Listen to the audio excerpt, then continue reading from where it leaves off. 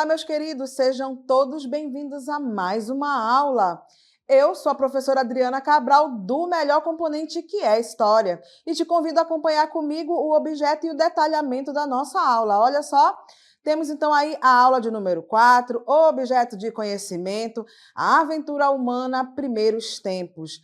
Detalhamento, os primeiros povoadores da Terra, da aldeia à cidade, trajetórias do Homo sapiens. Ficaram curiosos? Então, acompanhem comigo esta nossa aula. Queridos, um assunto interessante é exatamente a gente trabalhar, então, esta aventura, então, do gênero Homo e como que ele se espalha, então, para outras partes, então, do nosso planeta, não é mesmo? Já que é, então, esse gênero chamado Homo sapiens sapiens que está em todas as regiões, não é mesmo? Então, vamos acompanhar, né? Aí a gente tem, então, aí os primeiros povoadores da Terra. Essa é uma ilustração, então, de Olduvai, que é, então, lá na Tanzânia, e é, então, uma localidade onde a gente encontra, teoricamente, aí, muitos fósseis, para que a gente possa, então, estudar, pesquisar e desvendar o quê? Essa trajetória, então, do gênero Homo sapiens sapiens. Então, olha só, vamos começar, então, a desvendar aí essa história da evolução. E aí eu tenho que falar para vocês, então, né, dessa teoria da evolução das espécies, tá? Então, de acordo com essa teoria, né, que é a teoria, então, da evolução, as primeiras formas de vida surgiram nos oceanos. Daí a evolução permanente teria originado os peixes, depois os anfíbios, seguidos então pelos répteis. Esses últimos teriam dado origem às aves e aos mamíferos pequenos e mais tarde a todos os outros que conhecemos. Então, olha só, a gente tem essa primeira teoria que é então essa teoria da evolução das espécies. E trago para vocês aqui essa imagem bonita que é de quem? Do Charles Darwin, ok? Que é quem? O responsável por pesquisar e escrever, então, essa teoria da evolução das espécies, ok? Então, vamos falar um pouco aí sobre essa grande teoria, tá? No século XIX, surgiu, então, a teoria evolucionista, cujo principal representante é exatamente o Charles Darwin. Nessa teoria, os homens e todos os seres vivos são resultados de um longo processo de evolução. Para eles, os seres vivos evoluíram de formas mais simples para formas mais complexas de vida e estão em permanente transformação. Ou seja, o homem, então, ele se adapta ao meio. É exatamente por isso que a nossa espécie, ela que povoou todos os continentes. Foi ela, então, que evoluiu. E eu vou falar um pouco para vocês, então, sobre a biografia do Charles Darwin, tá? O Charles Darwin, ele foi um naturalista inglês e autor do livro A Origem das Espécies. Formulou a teoria da evolução das espécies, anteviu os mecanismos genéticos e fundou a biologia moderna. Ele é considerado, então, o pai da teoria da evolução das espécies, ok? Então, é ele o responsável principal, né, por fazer toda essa pesquisa e, claro, também fazer a divulgação, então, dessa teoria, né, da evolução das espécies. Então, olha só, acompanhem comigo. Segundo, então, essa teoria evolucionista, os seres vivos que conseguiram adaptar-se, sobreviveram e evoluíram, enquanto aqueles que não conseguiram se adaptar desapareceram. Esse processo de evolução e adaptação recebeu o nome de seleção natural, tá? Importante, então, desta teoria, o homem ele não descendeu dos macacos, mas homens e macacos descenderam de um tronco primata comum. Então, isso é importante para falar, por quê? Não é mesmo? Porque ainda hoje, queridos, lá na África, que é tido, então, como o berço da grande civilização ou das grandes civilizações, estão, então, aí, lá na África, cheios de sítios arqueológicos, aonde ainda hoje buscamos, então, aí vestígios desse tronco comum, ok? Para poder a gente, então, perceber e analisar como que se deu, então, toda essa linhagem do gênero Homo. Olha só, por isso acompanha comigo, vocês têm aqui, então, esta imagem que é, então, aí do continente africano. Essas partezinhas que estão em branco são exatamente vários sítios arqueológicos, ok? E é de lá, então, que a gente busca, né, desvendar, então, aí essa origem, então, desse gênero hominídeo, tá? Então, os sítios arqueológicos e a sua importância. Os sítios arqueológicos, juntamente com as ciências auxiliares da história, a arqueologia, a paleontologia, a antropologia, em conjunto com as pesquisas acadêmicas nas universidades, nos ajudam a desvendar a história da evolução dos primeiros povoadores, não é mesmo? Então, por isso que aqui essa África, ela é toda, então, aí recortada através, então, de sítios arqueológicos, aonde esses cientistas, eles buscam o quê? Os fósseis, não é mesmo? Que é, então, aí essas escavações, encontram-se, então, esses fósseis, e é aí aonde eles fazem toda a pesquisa e datação. Acompanha ali comigo, olha só, por isso temos vários sítios arqueológicos na África. Esse continente, então, ele é o berço da civilização, porque neste lugar foi encontrado o fóssil mais antigo.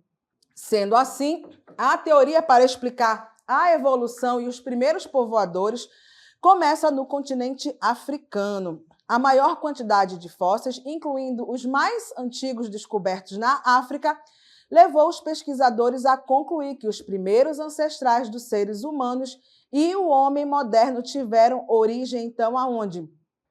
Neste continente, tá? Então, coloca aí na tua cabeça que a África, ela é o quê? O berço, então, da civilização. É de lá, então, que fomos fazendo aí o processo de evolução e, claro, indo, então, para diversas áreas, então, aí dos nossos continentes. Olha só que imagem legal. Trago para vocês, então, agora o quê, né? Os fósseis, tá? Professor, então, o que são os fósseis? Aqui ao meu lado vocês têm, então, aí o fóssil Lucy, tá? Que é, então, um dos fósseis mais antigos encontrados lá na África, tá? E é de lá, então, que a gente tem aí a certeza de que lá é o berço, então, das civilizações. Por quê? Não foi encontrado em nenhuma parte do planeta, né, ou de algum continente, a não ser na África, o quê? Os fósseis mais antigos. Por isso, acompanhem comigo ali os primeiros povoadores da Terra, os fósseis. Então, vamos ver aí o que são os fósseis. Fósseis são vestígios ou restos petrificados de seres vivos, tanto animal quanto os vegetais, que se conservaram sem perder as suas características básicas.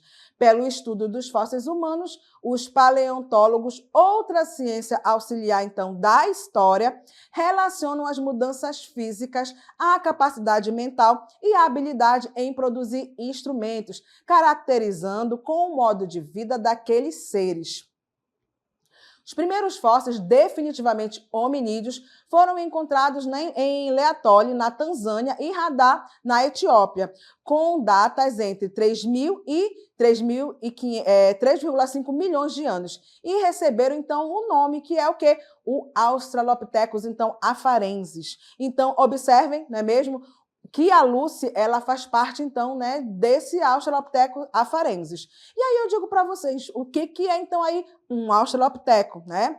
Então, o fóssil mais conhecido é Lucy. E Lucy, então, é um Australopithecus afarensis, descoberto em 1974. Qual o significado, então, de Australopithecus? Ele significa, então, o quê? Macaco do Sul. Espécie mais antigas de ancestrais conhecidos da humanidade. Viveram na África provavelmente entre 4,2 milhões e 1,4 milhão de anos. Entre as várias espécies de Australopithecus, destacamos então quem? O Australopithecus amanensis, o Australopithecus afarensis, o Australopithecus africanus e o Australopithecus boisei. De uma dessas espécies deve ter se originado o gênero Homo. Então, exatamente por isso que a África ela é recortada em sítios arqueológicos para quê? Não é mesmo?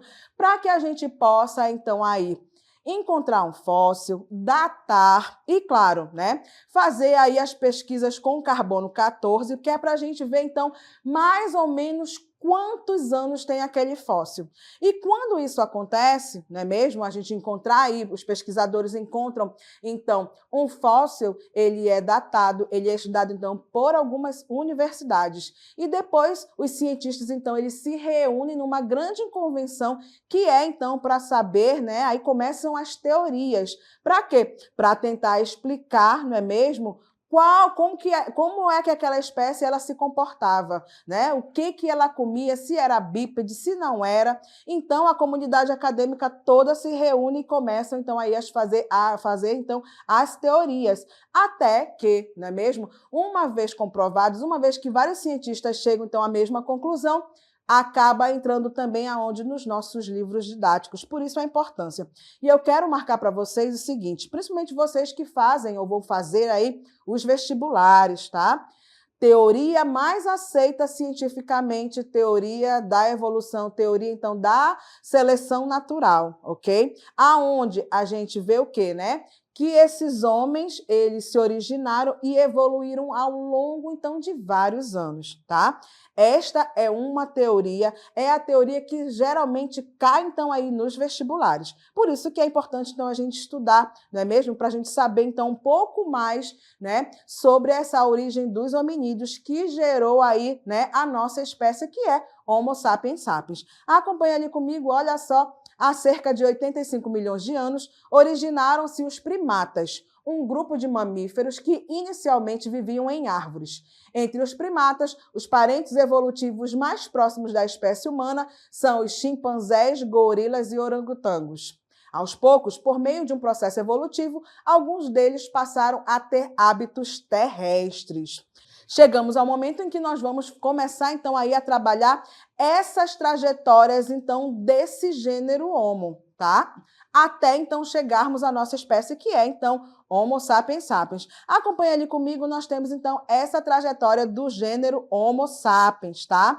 Então, significado de hominídeo. Então, os seres originados da ordem dos primatas, mas com características semelhantes à do ser humano moderno, foram chamados, então, aí de hominídeos, tá? Então, os primeiros hominídeos de que temos notícias viveram nas savanas africanas há cerca de 4,3 milhões de anos e pertenceram ao gênero Australopithecus. Por algum motivo ainda não conclusivo a hipótese, mas é possível afirmar que os australopithecus não souberam explorar eficientemente o novo habitat, pois os fósseis apresentam desgaste dos dentes. Os australopithecus desapareceram enquanto a linhagem do gênero Homo evoluiu. E ela evoluiu, então, para quê? Do Homo habilis para o Homo erectus e sapiens, tá? E depois sapiens sapiens. A evolução, então, do gênero Homo envolveu uma especialização generalizada com o consumo de todo tipo de alimento e uso de ferramentas de pedra, transformando, então, o quê? O mundo ao seu redor, tá? O Homo foi capaz de explorar mais intensamente um novo tipo de alimento, a carne, adotando, então, o quê? Um novo estilo de vida, não é mesmo? É isso que nos diz, então, o Antônio Roberto Guglielmo, que é, então, aí um dos especialistas, então, na pré-história, tá? Então, olha só, perceba, então, que o gênero Australopithecus provavelmente, né, através, então, do desgaste dos dentes, ele simplesmente, né, ficou para a história e o gênero Homo foi que evoluiu. Por isso, olha só, essa imagem bem interessante para a gente ver, então, aí os gêneros, né, que são, então, aí já hominídeos. O Homo habilis, o Homo erectus, o Neandertal, o Homo sapiens, que é o Homo arcaico, ou também conhecido como o Homem das Cavernas, e nós temos aí o gênero Homo sapiens sapiens, que é, então, a nossa espécie, a espécie na qual a gente, né, pertence. Então, olha só, vamos começar a passear, então, por esses gêneros, e aí, olha só, nós temos algumas espécies de fósseis de hominídeos já estudados pela ciência, e nós temos, então, aí o primeiro, que é o Homo habilis. Ele é considerado o primeiro representante do gênero Homo. Sabia fazer utensílios de pedra, com os quais cortavam as carcaças de animais, faziam a confecção então de instrumentos de pedras afiados, seria a forma de compensação para a falta de velocidade, garras e dentes afiados. Então, eles encontraram um mecanismo para poder sobreviver, né? Esse gênero, então, aí o Homo habilis, ele é a espécie mais antiga do gênero Homo, viveu no leste africano há aproximadamente 2,2 a 1,6 milhões de anos atrás. E acompanha aqui comigo, olha só quem é que está chegando, não é mesmo? Temos então aqui, olha só, exatamente este Homo habilis, que é o Homo habilidoso, é por isso que tem aí o nome dele, habilis, né? Porque percebam então que ele está com uma faca, né? Um instrumento um instrumento cortante, vamos dizer assim, né? Em suas mãos. Por quê? Já que ele não tem velocidade, já que ele, né, não consegue, então, ter uma capacidade, né, maior, ele vai, então, fabricar instrumentos para poder sobreviver. Imagina lá na savana africana. Então, eu tenho que fazer instrumentos. Então, a gente começa a pegar as pequenas pedras de sílex e aí a gente faz, então, o quê? Né, esses primeiros artefatos para a gente poder, então, cortar a carne dos animais e, claro, né, afugentar, então, os grandes animais. Se eu estou numa savana africana, lembra, eu posso também ser o quê? Né? Uma presa de algum animal, né? Então, é exatamente por isso que o gênero ele precisa inventar, não é mesmo, esses instrumentos para poder sobreviver, então, né, nessa savana. Acompanhe comigo, vamos então ao próximo, que é então o Homo erectus. O Homo erectus aperfeiçoou os instrumentos de pedra, foi o primeiro que aprendeu a usar o fogo, assim conseguiram adaptar-se em regiões frias. Tinha um comportamento social e cultural. Os primeiros fósseis de Homo erectus foram inicialmente descobertos na China, o Homem de Pequim e em Java, na Indonésia, no final do século XIX e início do século XX. A partir dos anos 50, foram descobertos esporadicamente fósseis de Homo erectus na África e na Ásia. A primeira delas, na Argélia, foram achadas 3 mandíbulas, fragmentos de crânio e dentes. Foram encontrados vários espécimes na garganta de Olduvai, na África Oriental. A fonte mais rica de fósseis de Homo erectus foi a região do Lago de Turkana. Então, esses fósseis de Homo erectus têm sido encontrados na Europa, na Ásia, na África, o que indica sua difusão por processos migratórios. Há evidências de que o Homo erectus tornou-se um hábil caçador, dominando, inclusive, a técnica de uso do fogo. Isso foi capaz, né? Isso o tornou capaz, então, de viver em climas bastante frios. Óbvio, olha quem está chegando aí, é exatamente então o Homo erectus. E lembra aí uma caracterização principal dele é o quê? Olha o que ele está na mão, exatamente, ele tem então o domínio do fogo, tá? Observando então aí a queda dos raios, tem a propagação de fogo e aos poucos eu vou pegando pedras, pequenas pedras, e eles vão começando a fazer lascas, né? E aí, claro, é um longo processo de observar, gente, não é de uma hora para outra, né? Então começa aí a tentar fazer o fogo até que eles conseguem. E aí, a partir desse domínio, muita coisa muda, inclusive a alimentação, e é exatamente por isso também que o nosso poder de sapientização, ele funciona bem melhor a partir do Homo erectus, porque comemos alimentos cozidos, tá? Vamos então aí ao próximo gênero Homo, que é então aí o Homo sapiens neanderthalensis, também conhecido como Homem das Cavernas. Surgiu numa região de frio, na era glacial, embora fosse mais baixo, era muito parecido com os homens de hoje. Foi provavelmente o primeiro a ter o hábito de enterrar os mortos, indicando, segundo alguns historiadores, uma preocupação, então, com a vida, né, após a morte. E olha só, através dele, então, que já vem chegando aqui para a gente, tão fofinho, olha só, o Homo sapiens neanderthalensis. Se eu tenho o domínio do fogo, eu posso agora afugentar os animais que viviam nas cavernas, e aí eu vou começar, então, a morar também nessa localidade e sair, então, para as savanas, caçar. Porque a gente vai ter, então, um poder a mais, que é, então, aí o poder do fogo. E, claro, lembra lá também do Homo erectus, a partir dele, se eu tenho o domínio do fogo, eu vou para regiões mais longínquas. Por isso também a gente começa, então, não é mesmo, a habitar, então, aí as cavernas e encontrar um local de moradia.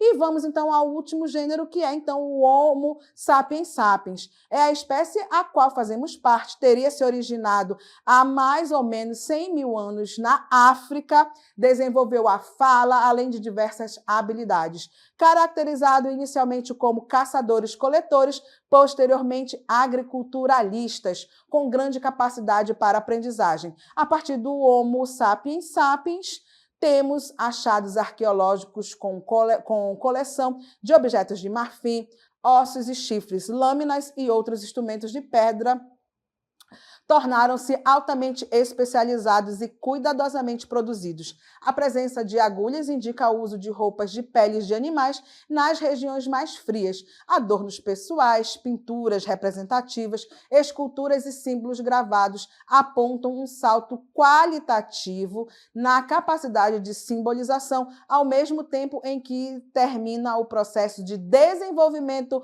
biológico, então, da espécie. E olha que fofinho, aonde eu estou, no meio, então, aí, né, deste gênero Homo sapiens sapiens. Começamos exatamente isso. Próximo, então, aos rios, as primeiras civilizações elas vão começar a se desenvolver. Nilo, né, lá no Egito, próximo ao Nilo, tá? Então, temos, então, aí a Mesopotâmia, próxima aos rios Tigres e Eufrates, e a gente percebe o quê? Perceba, então, que a gente já trabalha, então, com instrumentos e, aos poucos, nós vamos, então, tendo o domínio do fogo e, claro, queridos, somos nós que cuidamos desse planeta Terra e de todos os animais que habitam. Não são, por exemplo, eu tenho um cachorro, ele é eu que cuido dele, não é ele que cuida de mim. Por quê? Porque o meu poder de sapientização, inclusive o Sapiens Sapiens, é exatamente isso, o nosso poder cultural. É exatamente por isso que a gente evoluiu e dominou, então, todo o cenário mundial. Fomos para diversas localidades em diferentes tempos. Por quê? Porque a gente, então, evoluiu e criamos instrumentos para poder, então, estar nessas localidades frias, longínquas, então, daquela parte que é, então, ali o ponto principal de partida, que é a África. Acompanhe ali comigo, então, da aldeia à cidade, o Neolítico. No Neolítico, as primeiras comunidades eram constituídas de poucos grupos extensos, conhecidos como famílias de clãs. A reunião de diferentes clãs formavam uma tribo, que se distribuía por várias aldeias. O poder político, como conhecemos, atualmente não existia. Tinham liderança apenas para administrar conflitos. Com o passar do tempo, os líderes eram escolhidos entre os mais valentes e sábios chefes de famílias. Daí surge a figura, então, do patriarca. Este tornou-se líder religioso e político. O patriarca tinha como uma das principais tarefas proteger a comunidade contra os ataques de grupos rivais que investiam contra as aldeias em busca de alimentos e de animais domesticados. Temos, então, aí a economia dessas comunidades neolíticas era de subsistência e geravam poucos excedentes. Na agricultura do milho, trigo, cevada e aveia, criavam animais como cabras, carneiros, porcos e bois, domesticaram também ervilhas, lentilhas e feijões. A partir, então, da domesticação de animais e plantas, iniciou-se o processo de sedentarização, surgindo assim as vilas em regiões férteis. Temos, assim, o desenvolvimento das primeiras cidades próximas aos rios. Nesta aula, temos que falar, então, como esse gênero Homo migrou, então, para outras áreas e outros continentes, não é mesmo? Então, já vimos aí que esse gênero Homo, ele evoluiu, chegamos, então, aí a ter o domínio do fogo, e é exatamente que a gente evolui e vai, então, para outras partes, habitando localidades longe da África, inclusive localidades em locais mais frios. Por quê? Porque nós vamos ter, então, aí o domínio do fogo, vamos começar a criar roupas através de peles de animais que atendem, não é mesmo? Esse gênero Homo evolui em partes mais frias. Acompanha ali comigo, olha só, como e quando chegaram os primeiros hominídeos, então, na América, né? É preciso destacar que estudiosos fazem debates sobre essa origem do homem na América. Trabalhamos com 3 teorias, a teoria asiática, a malaio-polinésia e a australiana. Acompanhe comigo aí a teoria asiática. A hipótese de que o homem americano é proveniente da Ásia, né, a teoria asiática é reforçada pela grande semelhança entre os indígenas americanos e os mongóis. Por isso que vocês têm, então, aí uma imagem de um Yanomami e, de outro lado, nós temos uma mulher mongol. Então, observem semelhanças, não é mesmo? Assim, a gente tem, então, a chegada dos primeiros seres humanos na América se deu provavelmente através de diferentes rotas migratórias. A teoria mais aceita do povoamento do continente afirma que levas, ou seja, os bandos de seres humanos, passaram então da Ásia para a América em várias ondas migratórias, através então aí do Estreito de Bering, né? Então seria então o primeiro fluxo migratório ocorrido aproximadamente 15.500 anos, seria composto por morfologia craniana paleoamericana. Então, nós temos aí essa, né, a paleoamericana ou para-americana, termo que denomina o primeiro grupo humano a migrar e se fixar no continente americano. Os integrantes desse grupo apresentam características semelhantes às dos africanos e às dos aborígenes australianos. Temos então aí o segundo fluxo ocorrido por volta de 11.500 anos atrás, seria constituído por indivíduos com morfologia craniana ameríndia. E aí temos então os ameríndios, né? O termo designa o último grupo de humanos a migrar e a se estabelecer na América, além dos seus descendentes, os indígenas, ou como é conhecido hoje em dia, né? Os povos originários. Para o Brasil é essa a nova denominação, né? Que está aos poucos sendo colocadas para os povos indígenas, tá?